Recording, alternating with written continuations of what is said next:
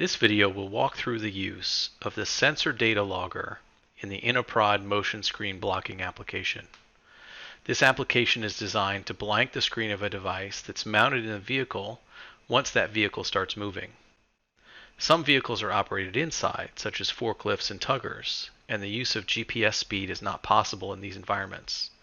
So we use accelerometer and gyroscope in the device to detect the motion. First, let's get the application installed onto your device. Go into the Google Play Store and search for Innoprod Motion Screen Blocker, and it'll come up on that list. Or use the link below this video. Next, let's get the app permissions approved, and we'll review the UI as well.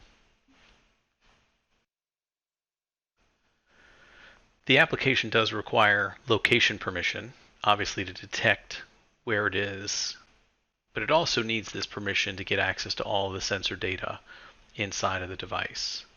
Once we have these permissions, we'll get to the main screen of the motion screen blocker.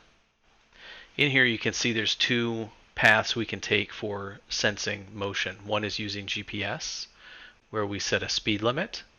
The other is using the sensors, where we set thresholds for all of our different sensors. In this case, we'll have an upper and lower threshold for both the accelerometer and the gyroscope. Let's go ahead and jump into the logger. We press the three buttons and select logger from the pop-up menu. Once inside, you'll see there's four places for some charts, and down at the button there's four buttons: idle, driving, start, and stop. The idea here is that you tell the data logger when you're sitting still, idle, and the screen should be on the device, or when you're moving, driving, and the screen should be blanked out. If I start it, you'll see there's a lot of data that's coming out of these sensors all the time. Any little shake like I did there will cause those sensors to react. And we can see that in real time, the values coming out of these sensors. So as you're driving along and you're operating a forklift or you're operating a tugger, you have it idle and it's stopped. You want to leave it in idle mode. Then you press driving and you start driving. And as you can see here, I'm simulating driving by just moving the device around, but the data coming out is much larger numbers, much higher values. So while the vehicle's in motion, this is the kind of data that we're getting. Then once we stop the vehicle, the tugger or the forklift, whatever it is, and we get to a point where we're stopped, we press that idle button, and the data will then show us that it is idle. Now what this idle and driving button is really doing is it's marking inside a data set when you're moving and when you're not moving, so that we can do some analytics on the data after we download it. So that's the next step. We have to get this data out of the device. So if we press back and we go back to the three-button menu at the top, we want to export the log file. Once we click export, it might take a few seconds. Depending on how much data you collect, it could take several minutes, possibly 5 or 10. Once that data is exported, it'll appear on your internal storage of your device as a file named sensorlog. We need to copy the files onto a computer running Excel. Connect the device to your computer or just use Gmail or email or something to send yourself the file. Whatever you need to do, get the file onto a computer and open it up in Excel. When we open Excel, there's a little work we have to do in order to clean up the file. And I've created a file template that you can download from the Innoprod website. That should help speed up this process for you. But you have to do a little bit of cleanup first. First, we're going to come in here and let's just do a little bit of cleanup. We're going to delete this top row. We're going to add in some column headers. ID, this is the app. This is the activity. This is the time. The sensor, the mode, X, Y, Z, and speed. Now we won't worry about all of this data. If I click here and do a double click, I can see all of this data nicely laid out here. What I want to do next is delete some of this unnecessary data. So really what I'm looking for is some of this kind of information here and not some of this other debugging information. So if I click the ID and I click on data and filter, I can quickly come in here and filter out some of the information that I don't need. So let's look at activity first.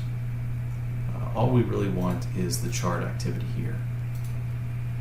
But if I want to delete everything else, I'll just check all of these, and then we'll highlight all of these other rows and delete them. And now all I should have in here is chart activity. So that's a good first step. Let's see, what else can we remove?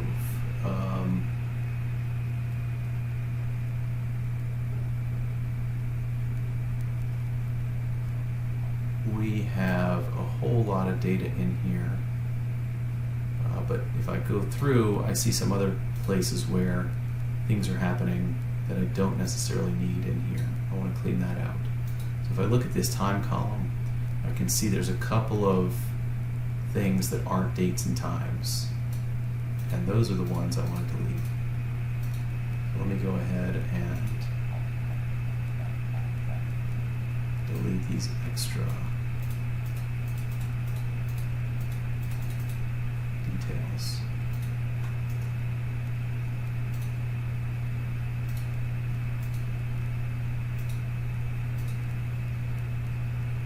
And now we should be at a point where we've got just the information that we need. And actually, one thing that I did notice here as well is when I was doing a demo a little bit, I had some samples that show up at about 9:30 a.m. And then I actually took the device and went and did some more robust drive testing around noon, 12:45 here. The data that I took around noon is going to be the data that I really want to analyze, and I'm not so much worried about this data from 9 a.m. So your data logger data will have, every time you press start log and stop log, all of that data is going to be in there. So you want to remove any noise that you may have accidentally generated while you were doing your testing, and just get the data that's good and relevant. So now we've got all of this data that should be good for us to use. We've got around, 24,000 rows in here. So that'll be good for us to start with. There's a couple of columns in here I'm just going to get rid of because we really don't need to worry about those anymore. So I'm going to go ahead and delete app and activity,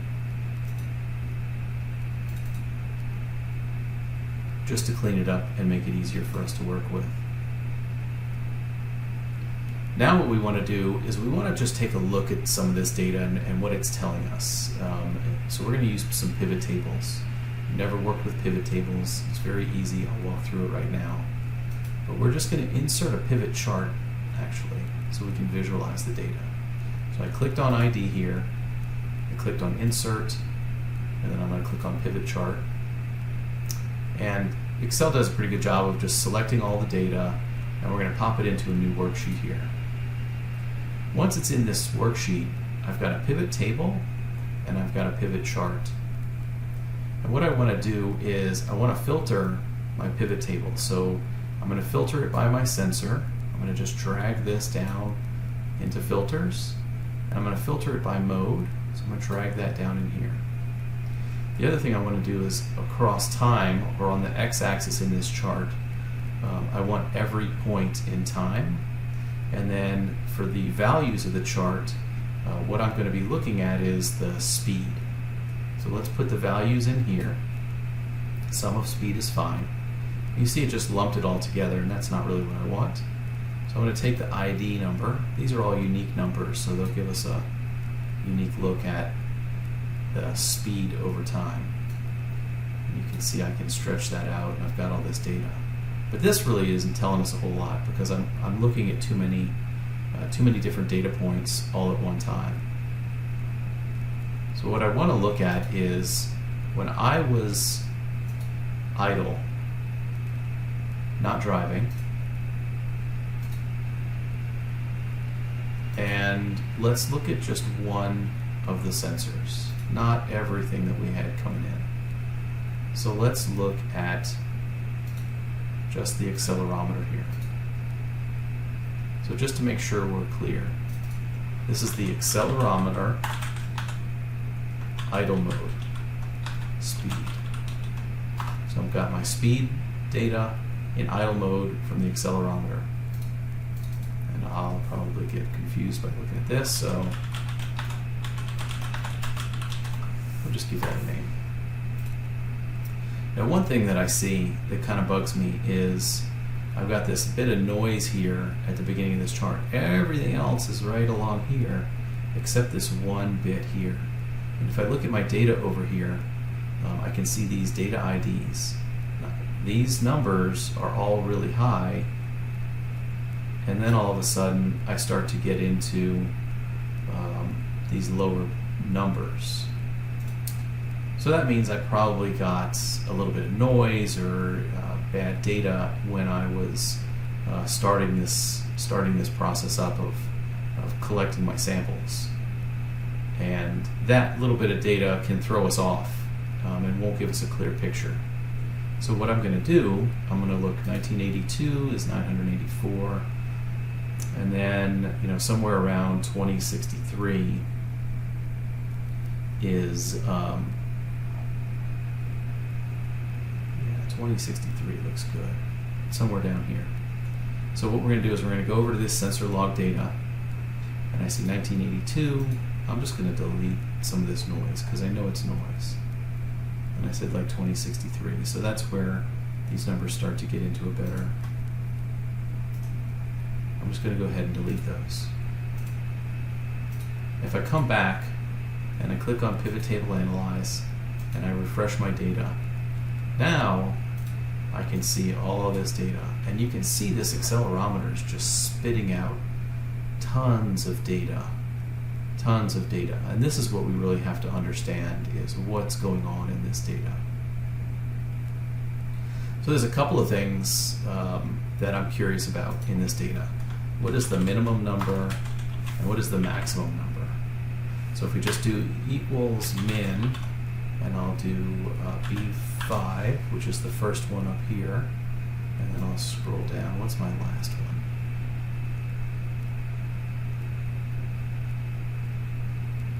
Way too far there. My last number is going to be 2645 here. See, it's got this total. We don't want to include that total. That'll throw us off. 2645. So we're going to go colon B2645. So the minimum, or our smallest number, is actually minus 37. So that's right down here, one of these points that we see. And just to make sure we don't get the sum that's showing up in here, I'm going to click on my pivot table. I am going to analyze it. I'm going to go into my pivot table options right up here, and I'm going to turn off the totals. So now down at the bottom there of this chart, I won't have that. So if I accidentally click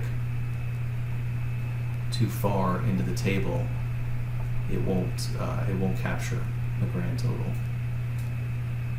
So let's do max. Max is going to be the same thing except max equals max B5 B2645, I think it is. Yep. So minus 37 to a positive 38. So that's pretty good. That's given us a good understanding of what kind of range we're looking at of numbers here. But I happen to know that when we put driving numbers in, the driving numbers are going to start somewhere in here. So there's going to be an overlap of data. So what I like to do is say how many numbers are greater than 0, how many numbers are less than 0 in this list. So we use the COUNTIF formula here, B5 to B2645. And the criteria we're going to use is this.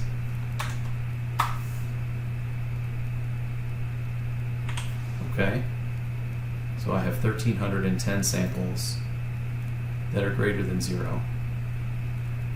And just to make my life easier, I'm going to click on these and I'm going to hit the F4 button to put the dollar signs in, so that when I copy this cell down,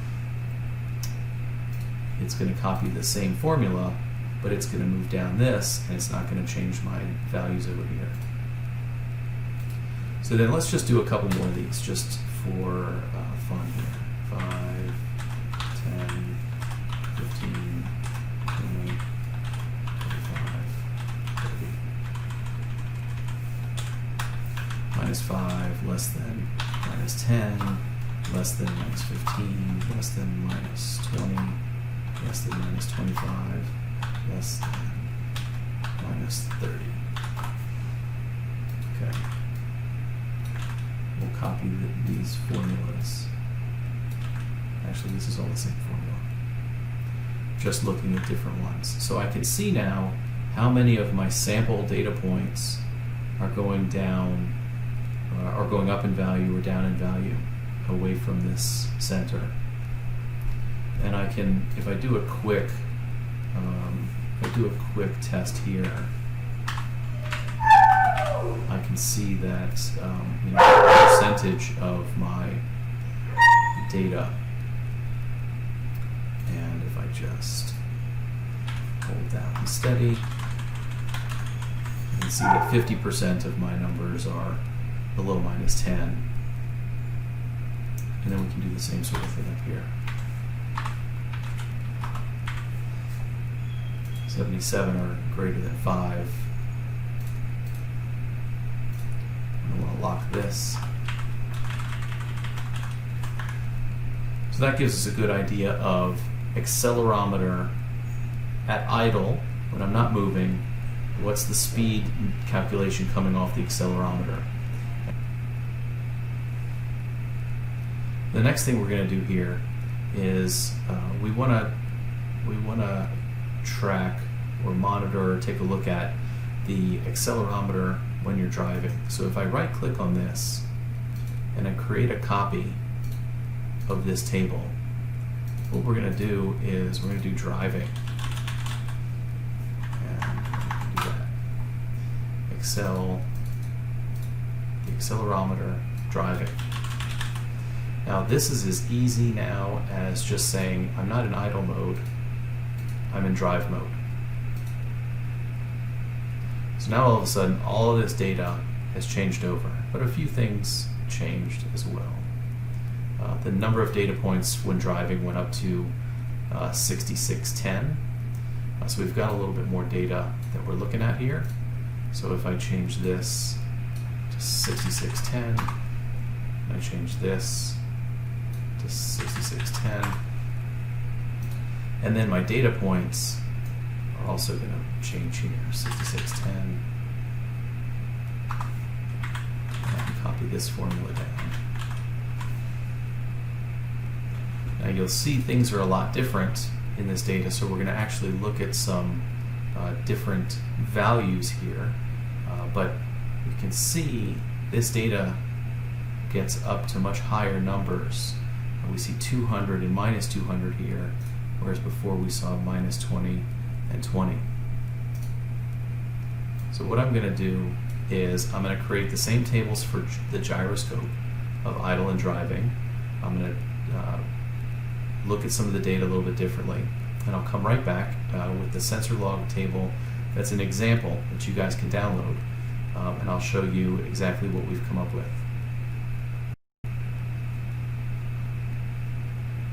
So now I've finished. I've got my speed idle, my speed drive, my gyro speed idle and my gyro speed drive. And you can see how things are a little bit different across each of these different charts and analysis. But what we're seeing here is most of our numbers on the accelerometer idle fall between 10 and minus 10. And then we start to see a lot of the numbers fall off. Only 30% of them are less than 15, only 11% of them are less than 20. So this is a pretty good range for us in idle speed of the accelerometer. And if we come look over here at the accelerometer speed when it's driving, we can see that a big part of these numbers are above or below 15 or minus 15.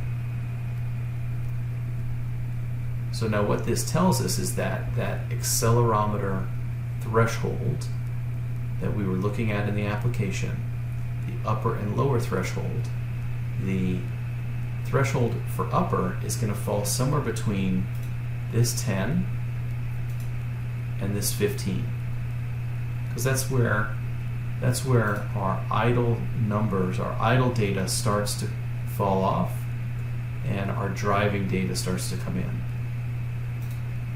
You see that here, and you can't see the 10 or 15 because it's so far down here. But we're looking at this statistical analysis of these numbers, and we can see that a great deal of our numbers are going to be above this 15 mark.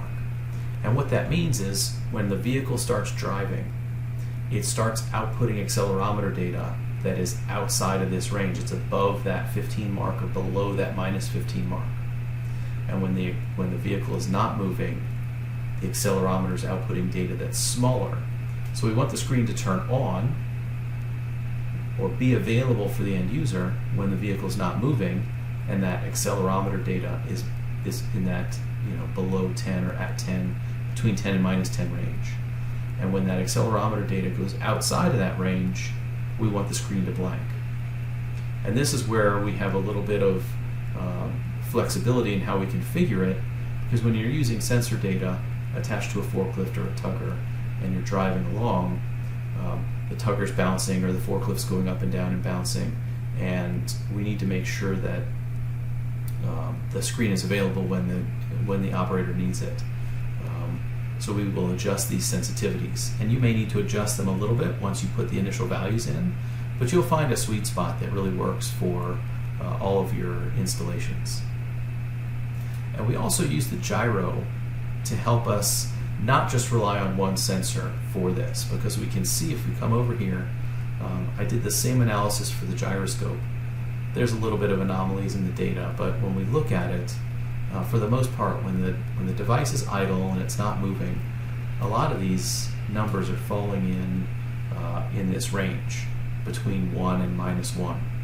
Very little falls outside of this 1 and minus 1. And if I look at the gyro when driving, I can see that a lot of the data is above or below this 2 and minus 2. So really, when things are between that sort of 1 and minus 1 range, or 2 and minus 2 range, I've got a pretty good idea that the vehicle's moving. So when we combine accelerometer and gyro, we get a much more accurate understanding of the vehicle motion, and we're able to better turn the screen on and off for the operator. So those are the numbers that we're going to enter into our system. We're going to start with a 1 and minus 1 for the gyro, and we're going to start with a maybe a 10 and minus 10 for the accelerometer.